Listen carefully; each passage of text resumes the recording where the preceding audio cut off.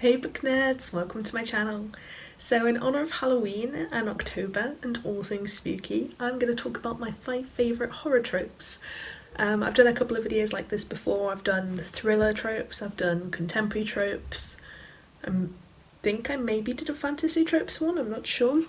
But I'll link them all down below, all the videos of this ilk. So yeah, I'm just going to talk about my favourite horror tropes. I will also be doing my least favourite horror tropes, and that will be coming after this video.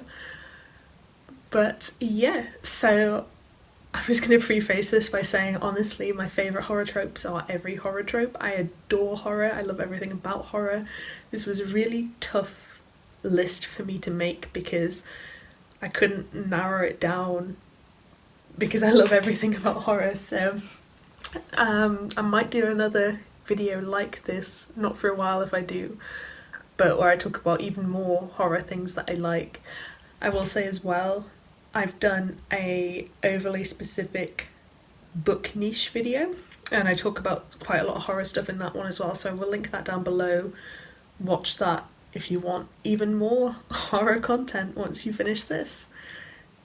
So the first trope I love is stock horror settings. I was trying to work out how to describe this, but this is basically, I just love the standard spooky horror settings. I love haunted house stories, I love camp stories, I love stories set in forests, I love stories set at like carnivals, pretty much all of the standard horror movie or book settings I adore.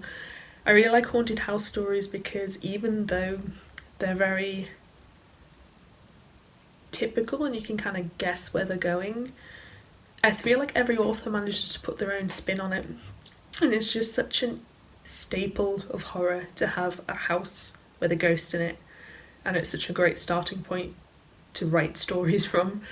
I love settings like camps and forests because you get the whole, again, it's just the atmosphere. I just love a good classic horror atmosphere, and I really like it when stories manage to do that well. The next trope is another classic horror one, and that is when you have a group of unlikable teenagers or people, usually they're teenagers, and they get killed off one by one. So this is basically, again, it's like the plot of most horror things that I read or I've seen. So you have a group of people and they're all kind of not very nice, and you'll have the protagonist who's a little bit nicer than everyone else, maybe the only nice person there, and then they get killed off one by one by a monster or a serial killer or mysterious ghost things or, you know, like death itself, that kind of thing. I really like this because, I mean, it's used in horror fiction so that people can read about people dying in horrific ways and not feel too bad about it because you don't actually like the characters. But that's not why I like this trope, and I can't really work out why I like this trope apart from the fact that I like the group dynamics and the way they change as people are killed off one by one. So you start with the whole group and you kind of learn how these characters interact with each other, and then you remove the characters one by one. So that changes the entire dynamic and the way characters respond. And I just really like that. I love character-driven horror, and this is kind of the best trope to encompass that. My third favourite trope is, I think, the last one that's kind of this general. I did my best narrowing them down. I'm sorry, they're quite general so far. But this is when horror stories are meta, and this can be done really, really badly. But there's this trend in horror fiction to be really, really meta, and I love it, and it's great. So examples of this are, you'll have characters who are working on filming a horror film, for example. When something spooky happens, you have characters who are horror authors and they're writing about horror, and then horror stuff happens to them. Or you have like even just the standard of the characters in your book will mention that they know of horror fiction and horror tropes, and they'll talk about how to avoid the horror tropes in their own horror situation. all that stuff I really like. I have a few examples of this done really well. So Kill Creek by Scott Thomas, I loved that. That is, I think, the most meta horror thing I've ever read, and I loved it so much. I really recommend checking it out if you're a horror fan. I have definitely a couple of books on my TBR about filming horror movies and horror stuff happening, but I haven't read them yet. So I hope they sound really good, and I imagine I will love them when I do read them. But if you want more specific recommendations of that kind of thing, just ask me in the comments and I'll tell you what they are. Okay, so now I finally get onto my more specific tropes, and the first one is the apocalyptic log, as it is called on TV Tropes, I believe, but I've called it the ghost diary. So this is when it's usually in ghost stories, but not always. The main character finds the diary of a dead person and kind of reads about their life, and creepy stuff kind of happens from that. Either the character's life will start mimicking the life of the person's diary that they're reading, or they'll find out more and more horrific things about the ghost.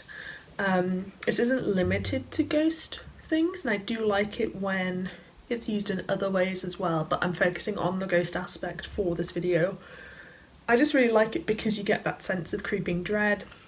Again, you get all the character focus, so you get to actually learn a lot about the ghost haunting the house, and that's what I really like when in ghost fiction, when the ghost is itself a character, it's not just an entity. You get to learn more about them. That's kind of the benefits of writing about ghosts as opposed to any other horror monster. And the diary is just a really great way of that. It's just really creepy. I mean, I think most people, if they found a mysterious diary, would read it, and it's a classic example of that kind of really relatable everyday horror. And the final trope was so hard for me to narrow down, but I decided to just bite the bullet and go with this one because I was putting off filming this video for so long. I'm going to say creepy dolls. I'm reading Frozen Charlotte at the time of filming, and that is a great creepy doll book, and I think that's what tipped the scales in the favour of this trope. So this is when, it doesn't have to be a doll, but this is when there is a toy, usually a doll of some description, that has either a ghost living in it, or it's come to life, or it's been possessed, or something is creepy is happening with this. And sometimes authors can subvert it, and there's nothing happening with it, it's just part of the atmosphere, but it's such a good part of the atmosphere, and I really like it. I think the main reason I like this trope is because it usually incorporates creepy children as well. Again, it's like that core concept of everyday horror where everyone has seen a doll that they find scary, and everyone will find dolls unsettling to some extent. So I really like that you can use that basic idea in so many different ways and so many different settings to create the horror feeling. So yeah, so those are the 5 horror tropes I've chosen that I want to talk about because I love them. Let me know what you think of those tropes, let me know if you like any of them. If you have any good examples of them being used, please do share, because I always want more horror books on my TBR. Like I said, the counterpoint to this will be coming, and it should be the next video uploaded, I think. So yeah, thank you so much for watching this video. I hope you enjoyed it. If you did, please give me a thumbs up, it helps me out massively, and I hope to see you next time.